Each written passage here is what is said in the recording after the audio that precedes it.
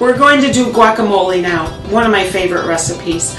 There was years ago I wanted a good guacamole recipe. So I got this one from this friend, and this one from that friend, and this one from a website, and this one from a cookbook. And I didn't really like any of them, but I liked a little bit from each of them. So I put this one together to my taste. So, in order to feed, say, 2 to 4 people guacamole, use about 4 good size avocados like this. Do you know how to buy an avocado? Depends on when you're going to make your guacamole. Are you going to make it today? Then you want to be able to put a little dent in your avocado.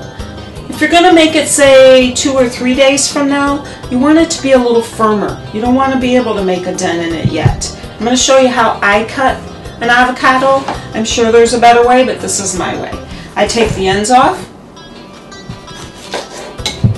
I just run my knife right down the side. And then I just put my thumbnails right up under that. Peel the skin right off. Look how nice this one is. It's ready. I just peel the avocado off of there. And now I don't want to mash it so much that it's mush, because we'll have to bite into a little chunk of avocado.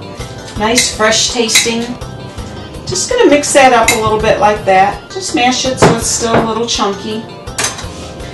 And this is another one of those things, don't measure, just go to your taste. Do you like a lot of onion? Do you like a little onion? We like a little onion. So I'm just going to put maybe 1/8 of a cup in there. We like a lot of garlic. This is probably going to be a whole tablespoon of garlic to start with. Now, I use jar jalapenos. I tried making it with fresh ones from the grocery store or the fresh ones that we grow in the summer, and for some reason I don't like the taste. So I get the pickled ones in the jar. Jalapeno, you can get the mild or the hot. And I'm going to put 2 tablespoons. I'm not going to use all these because I want to taste it first.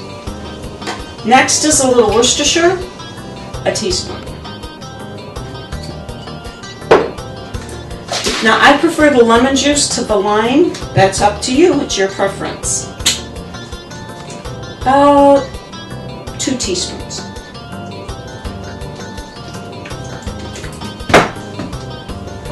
Now you know I don't use much salt. I don't use salt at all. But this just needs a little bit of salt. Maybe like a 1/4 teaspoon. And then the last thing is hot sauce, a little hot sauce, but I'm not going to put that in yet. I want to taste this first. It's just going to need a touch more salt, a little more garlic, and a little more Worcestershire. And that's the beauty of this. Don't worry about measurements. Worry about what you like. It's all about what I love. Mix that up a little bit. And also remember, this is going to meld as it sits in the fridge and waits for you to serve it. And the flavors will intensify a little bit. Not a lot. And now I'm going to put a couple dashes of the hot sauce, or you could just set this next to the bowl, the serving bowl, and let people spice it up themselves. That's up to you. See, just a few. And now this is ready to go into the fridge and wait to be served. But I worry about it turning brown. You know avocados will do that.